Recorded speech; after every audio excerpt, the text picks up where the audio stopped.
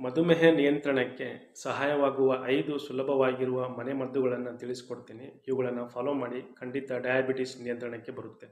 ಮೆಂತೆಕಾಳು ರಾತ್ರಿ 1 ಚಮಚ ಮೆಂತೆಕಾಳು 1 ಗ್ಲಾಸ್ ನೀರಿನಲ್ಲಿ ನೆನೆಸಿ ಬೆಳಗ್ಗೆ ಖಾಲಿ ಹೊಟ್ಟೆಗೆ ಮೆಂತೆಕಾಳಿನ ಜೊತೆಗೆ ನೀರು ಸಹಿತ ಕುಡಿಯಬೇಕು. ಇದು ರಕ್ತದಲ್ಲಿನ ಸಕ್ಕರೆ ಮಟ್ಟ ನಿಯಂತ್ರಣಕ್ಕೆ ಸಹಾಯ ಮಾಡುತ್ತದೆ. ಕರಿಬೇವು ಪ್ರತಿದಿನ ಬೆಳಿಗ್ಗೆ ಖಾಲಿ ಹೊಟ್ಟೆಯಲ್ಲಿ 8ರಿಂದ 10 ಕರಿಬೇವು ಎಲೆಗಳನ್ನು ಚೆನ್ನಾಗಿ ಅಗಿದು ತಿನ್ನಬೇಕು. ಇದು ಇನ್ಸುಲಿನ್ ಕ್ರಿಯೆಯನ್ನು ಉತ್ತಮಗೊಳಿಸುತ್ತದೆ. ಮೂರನೇದು ಹಾಗಲಕಾಯಿ. ಈ 20ರಿಂದ 30 ml ಹಾಗಲಕಾಯಿ ರಸವನ್ನು ಖಾಲಿ ಹೊಟ್ಟೆಗೆ ತೆಗೆದುಕೊಳ್ಳಿ ಅಥವಾ ಆಹಾರದಲ್ಲಿ ನಿಯಮಿತವಾಗಿ ಸೇರಿಸಿ ಸೇವನೆ ಮಾಡಿ. ನಾಲ್ಕನೆಯದು ನೆಲ್ಲಿಕಾಯಿ. 10ರಿಂದ 20 ml ಅಥವಾ ಅರ್ಧ ಚಮಚ ಒಣ ನೆಲ್ಲಿಕಾಯಿ ಚೂರ್ಣವನ್ನು ಬಿಸಿ ನೀರಿನ ಜೊತೆ ಸೇವಿಸಬಹುದು. ಐದನೇದು ಅರಿಶಿನ ಅಥವಾ ಕಾಳುಮೆಣಸು. ಅರ್ಧ ಚಮಚ ಅರಿಶಿನ ಪುಡಿ 1 ಚಿಟಿಕೆಯಷ್ಟು ಕಾಳುಮೆಣಸಿನ ಪೌಡರನ್ನು ಸೇರಿಸಿ ಬಿಸಿ ನೀರು ಅಥವಾ ಬಿಸಿ ಹಾಲಿನಲ್ಲಿ ಸೇರಿಸಿ ಸೇವಿಸಬಹುದು.